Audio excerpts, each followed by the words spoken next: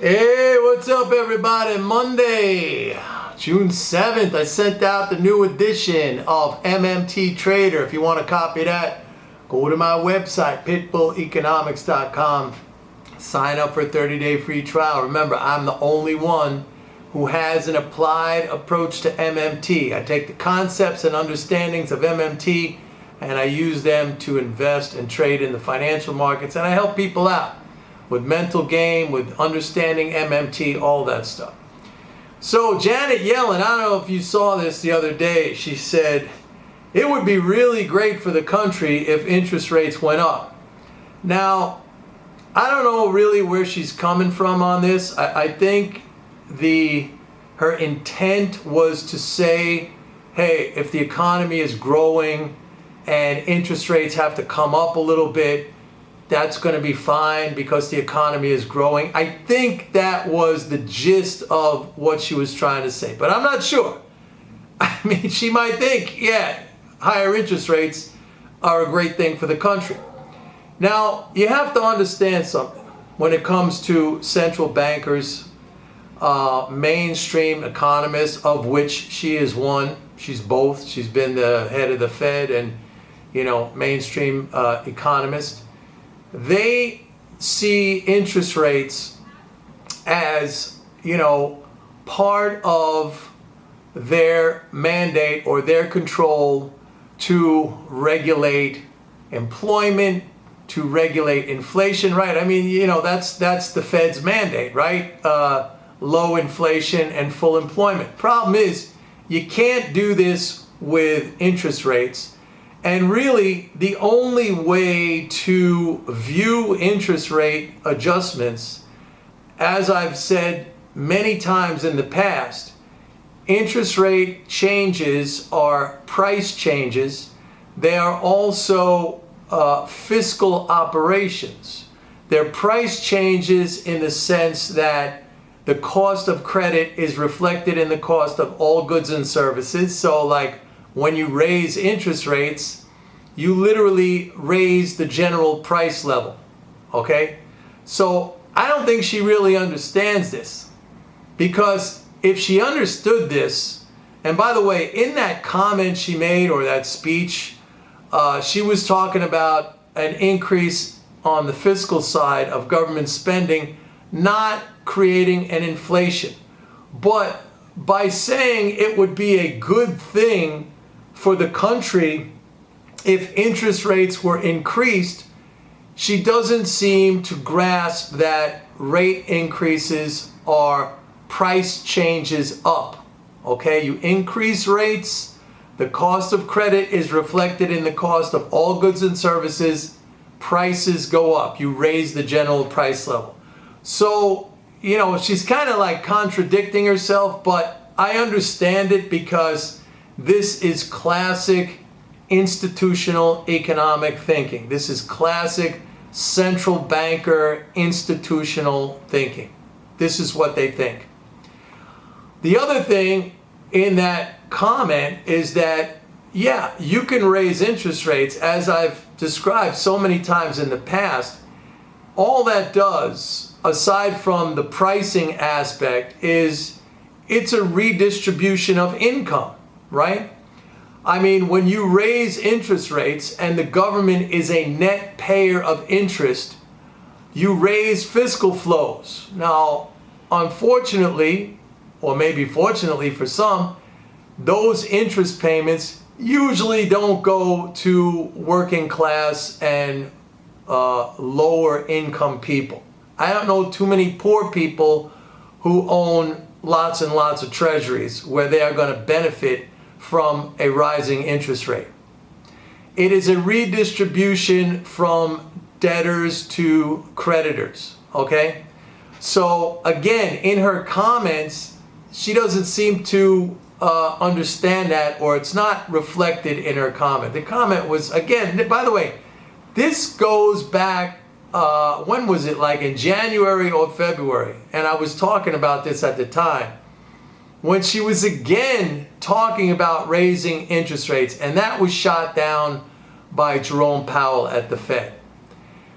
But here she is one more time And what strikes me is that, Biden's trying to push through all this additional spending for the infrastructure and stuff like that. And Biden has been on record as saying, hey, we could do this now because the cost to borrow is cheap. Like, he's another one who thinks like the government has to borrow money from somewhere. I don't know, from the Chinese, from who knows where.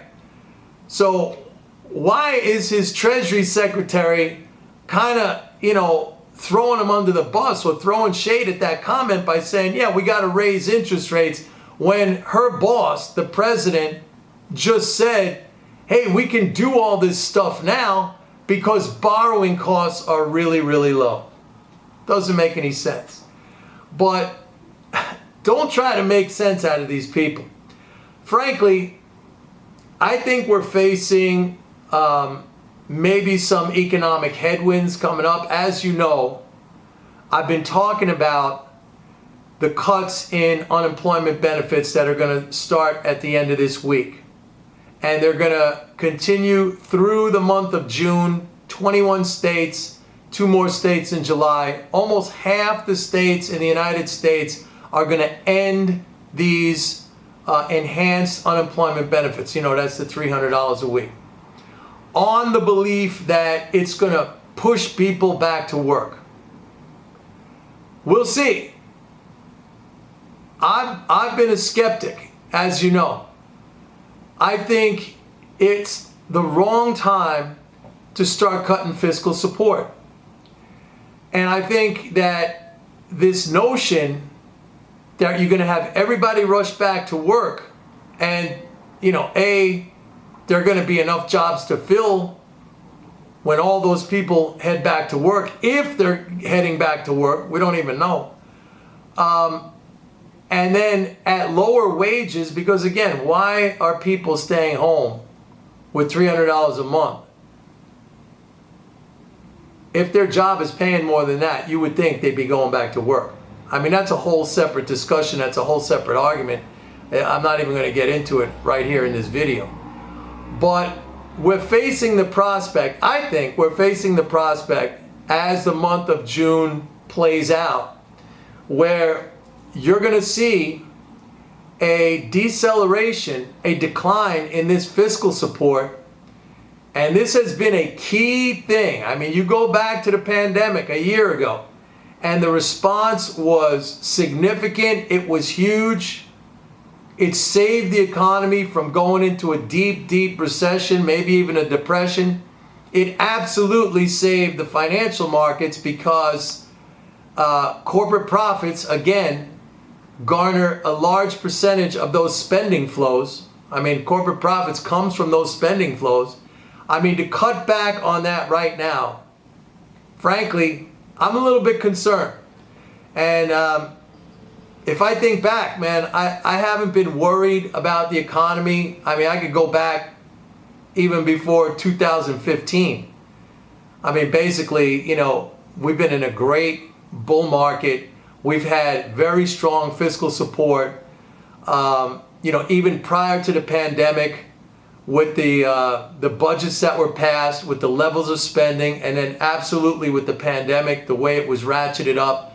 I mean, that spending level has been critical to the support for the economy, and stocks will reflect what is going on in the economy. A lot of people think, the stock market is off on its own thing. It's not.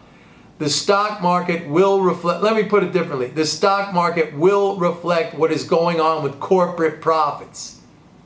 So I guess you can make a case that's not necessarily always a reflection of the broad economy. It will reflect what's going on with corporate profits. You cut those spending flows, and you're going to see corporate profits slow down, maybe contract. You're going to have a difficult period in the stock market. And politically, right,